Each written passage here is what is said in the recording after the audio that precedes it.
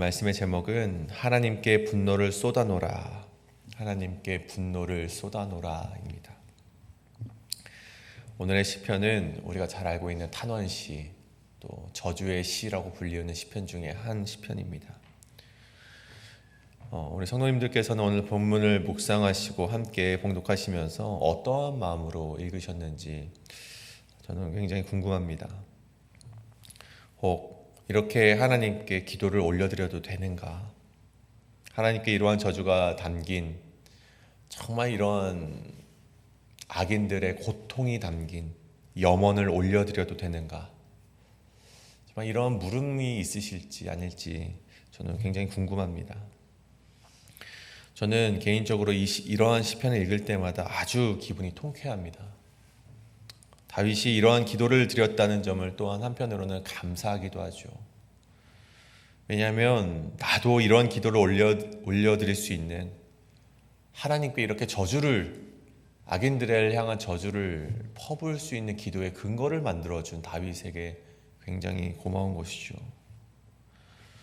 시편에는 이렇듯 원수로 인하여 겪는 고통 때문에 하나님께 토로하고 원수에게 복수를 요청하는 그 시편의 기록이 시편 전체의 3분의 1을 차지하고 있습니다.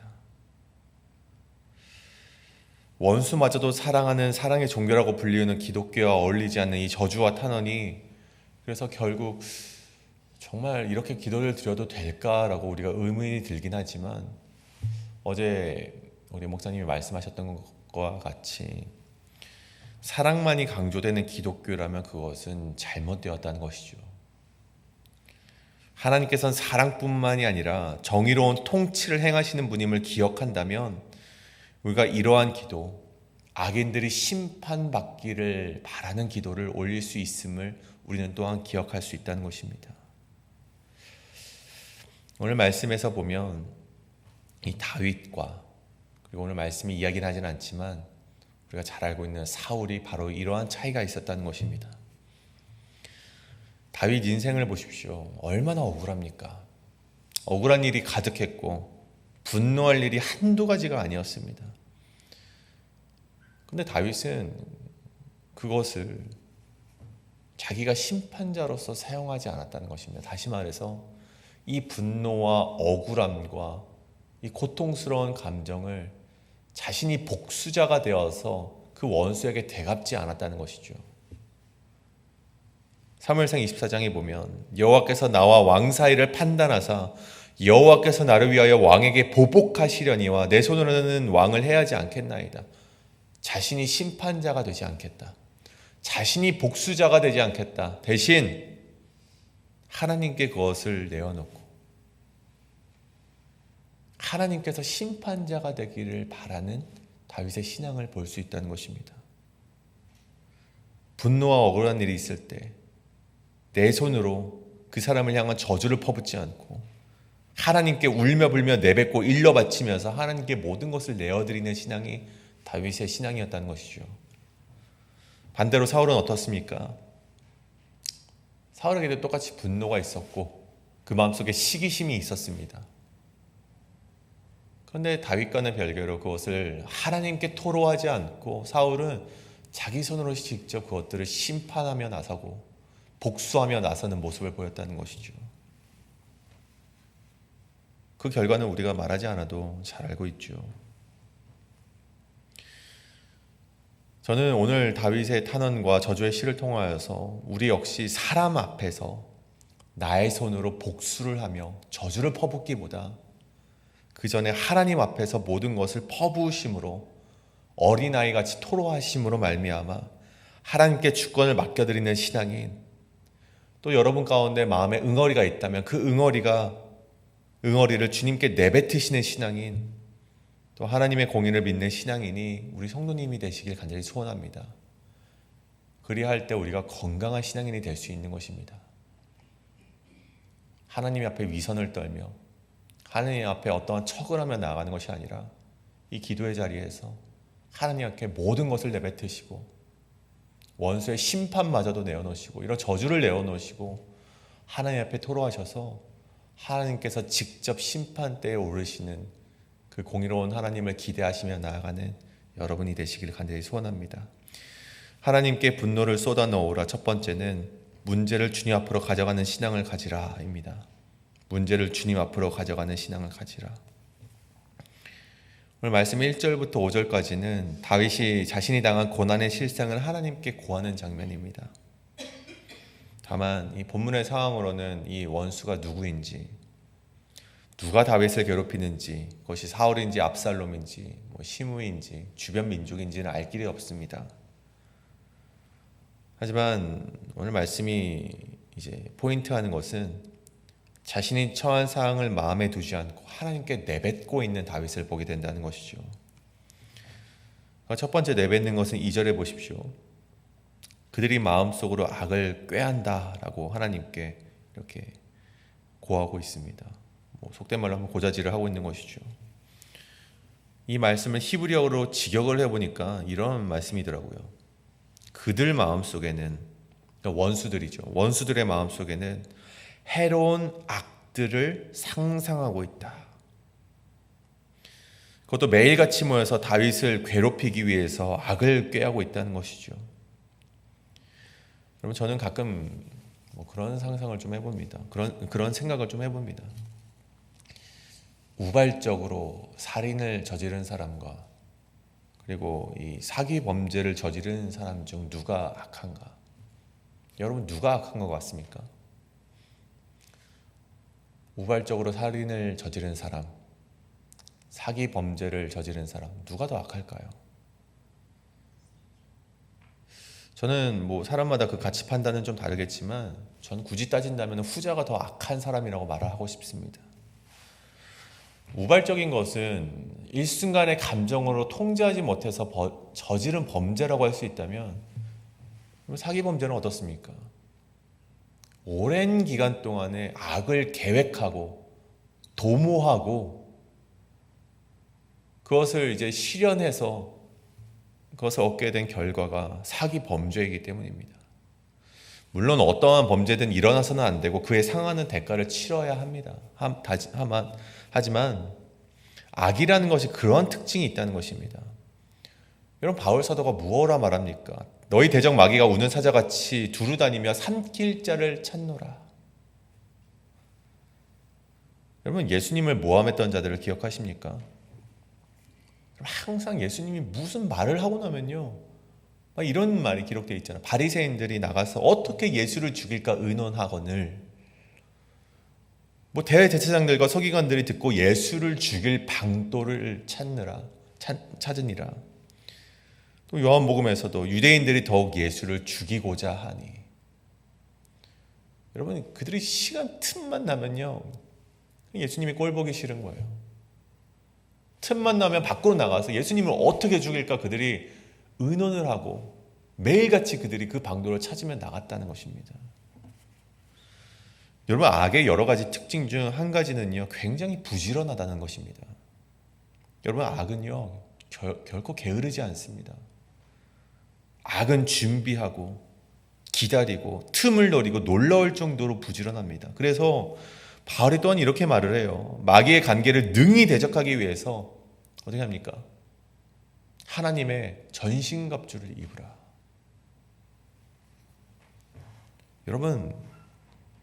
여러분이 말씀에, 그리고 여러분 의의 흉배와 진리의 허리띠와 구원의 투구 그런 전신갑주를 입지 않으면요, 여러분 언제 기습을 당할지 모르기 때문에 전신갑주를 항상 늘 차고 다녀야 된다는 바울 사도의 말인 것이죠. 더 나아가 기록된 바 그들은 뱀같이 자신의 혀를 날카롭게 하며 그 안에는 독이 있고 올무와 줄을 놓고 길 곁에 그물을 넣어서 언제 넘어지나, 그 의인들이 언제 넘어지나 함정을 파놓고 있는 것이 악인들의 실상임을 다윗이 하나님께 일러 바치고 있다는 것입니다. 여러분, 다윗이 이 모든 악의 실상을 하나님께 고하는 이유가 무엇입니까? 하나님께서 그 악인의 그런 죄악들을 모르시기 때문에 그렇습니까? 여기는 두 가지 이유가 있습니다.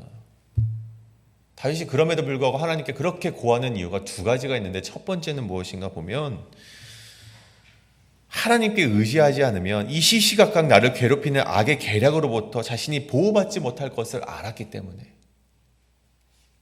악인은 굉장히 부지런하다고 말씀드렸듯 언제 자신을 공격해 올지 모르기 때문에, 언제 자신을 기습할지 모르기 때문에 하나님께 그것을 내어드렸다는 것입니다.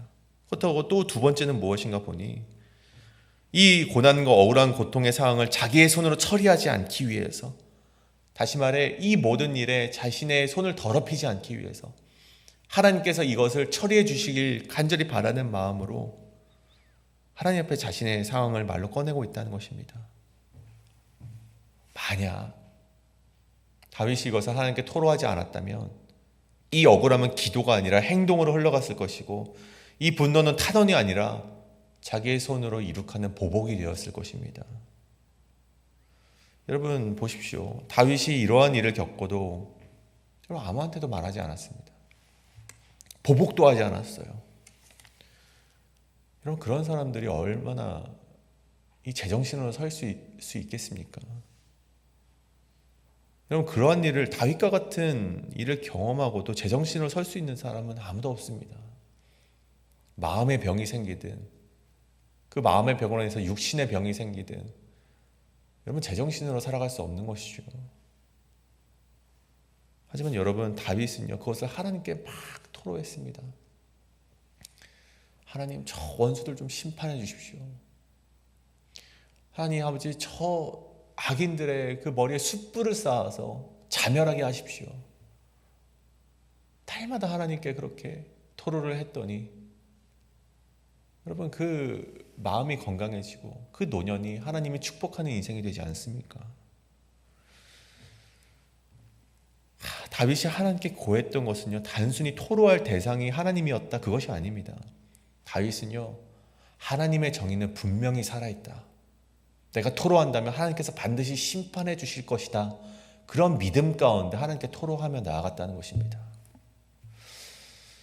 사랑하는 여러분, 우리에게도 이러한 악이 있습니다. 하루아침에 튀어나온 악이 아니라 시간을 들여 계획하고 준비하고 틈을 노리며 부지런히 우리를 넘어뜨리려고 하는 악이 도사리고 있다는 것이죠. 그 앞에서 우리는 쉽게 두 부류로 나뉘어집니다. 하나는 분노를, 그 악에 대한 분노를 사람에게 쏟는 사람이 있는가 하면 나에게 있는 분노와 억울한 감정을 하나님께 쏟는 사람이 있습니다. 여러분 기도는 우리의 문제를 없애기 위한 도구가 아닙니다. 기도라는 것은 그 문제를 내 손에서 떼어내는 것이 바로 기도입니다. 다시 말해 나에게 악한 이들의 그런 계략과 억울함과 고통이, 고난이 주어졌을 때 이 문제를 하나님께 맡겨드리는 것이 기도라는 것입니다. 문제 해결은 두 번째입니다. 이것을 내가 하나님께 맡겨드리고 있는가? 이 삶의 문제의 모든 주권을 하나님께 맡겨드리고 있는가? 그것이 바로 신앙이자 그것이 우리가 달려나가야 될 그런 우리의 믿음의 행동이라는 것입니다. 우리가 이 시간 다윗처럼 우리의 억울함과 분노와 두려움을 사람에게 쏟지 않고 하나님께 고하실 수 있는 저와 여러분 되셔서 하나님이 되갚아 주시고 하나님께서 주시는 축복 속에서 건강한 신앙인으로서 살아가실 수 있는 저와 여러분 되시길 간절히 소원합니다. 이것이 바로 첫 번째, 문제를 주님 앞으로 가져가는 신앙을 가지라입니다. 마지막으로 두 번째는 하나님은 문제를 맡긴 자의 마음을 지키신다는 것을 기억하라입니다. 문제를 맡긴 자의 마음을 지키신다는 것을 기억하라. 이렇게 탄원과 저주를 쏟아내었을 때 여러분 사실 우리는 어떻습니까? 그 문제가 즉각적으로 해결되길 바라는 신앙이 우리의 신앙이자 우리의 마음 아니겠습니까? 그런데 결과를 보십시오. 항상 우리가 기대하는 방식으로 이어지지 않는다는 것입니다. 악한 자들은 여전히 그 자리에 있고 함정은 여전히 우리를 넘어뜨리려 하고 있고 위협도 여전히 그대로 있습니다. 그럼에도 불구하고 우리가 하나님께 모든 것을 내어드리고 쏟아붓고 탄원과 저주를 내어놓았을 때 한 가지 변화하는 것은 있습니다. 그것이 바로 7절에 나와 있죠. 내 구원의 능력이신 주 여호와여, 전쟁의 날에 주께서 내 머리를 가려주셨나이다. 전쟁의 한 복판 속에서도 하나님께서는 다윗의 머리는 생명을 말하는 것이죠. 다윗의 생명을 지켜 보호하여 주셨다는 것입니다. 여러분, 요셉이 애굽으로 팔려갔을 때를 기억해 보십시오. 성경에 여호와께서 요셉을 보호하셨다라고 기록이 되어 있습니다. 여러분, 그 보호가 어떠한 보호였습니까? 요셉이 애굽으로 팔려갔을 때 다시금 아버지의 품으로 돌아오게 하는 보호였습니까? 아니면 문제의 상황 속에서도 하나님께서 함께 동행하시는 보호였습니까? 여러분, 우리는 이것을 기억해야 된다는 것이죠. 여러분, 다니엘을 보십시오. 사자굴에 빠졌습니다. 하나님께서 다니엘과 함께 하셨다는 것이 사자굴에서 건네주신 것입니까? 아니면 사자굴 속에서도 하나님께서 지켜보호하신 것입니까? 엘리야를 보십시오. 이세벨의 위협은 계속해서 지속되지만 여러분, 이세벨의 위협을 없애주신 것이 아니라 그의 무너진 마음을 회복시켜 주시고 그 속에서도 보호하셨음을 우리는 기억해야만 한다는 것입니다. 우리가 원하는 것은 즉각적인 문제 해결일지 모르나 하나님께서는 문제 속에서도 우리를 지켜내시는 분임을 반드시 기억해야만 한다는 것입니다. 하나님께서 다윗의 상황을 즉시 해결하셨다면, 사울을 죽이셨다면, 압살롬의 반역을 실패로 하게 하셨다면, 곧바로 실패로 하게 하셨다면, 그럼 다윗이 어떻게 그런 깊은 신앙의 위치로 갈 수 있었겠습니까? 다윗이 얼마나 그 시편에 많은 그런 토로의 시편을 내지도 않고 하나님께서 그냥 그의 삶을 구원하셨다면 그가 얼마나 믿음의 사람, 신앙의 사람, 그렇게 포로된 이스라엘 백성들이 다시금 회복하고 싶은 다윗의 왕조가 될 수 있었겠습니까? 하나님은 다윗의 믿음이 더욱더 깊어지게 하기 위해서 하나님과 더욱더 돈독하고 하나님과 그렇게 긴밀하고 친밀한 관계로 만들기 위해서 때로는 그 문제의 상황 속에서 내버려 두시는 그런 선택을 하셨다는 것이죠.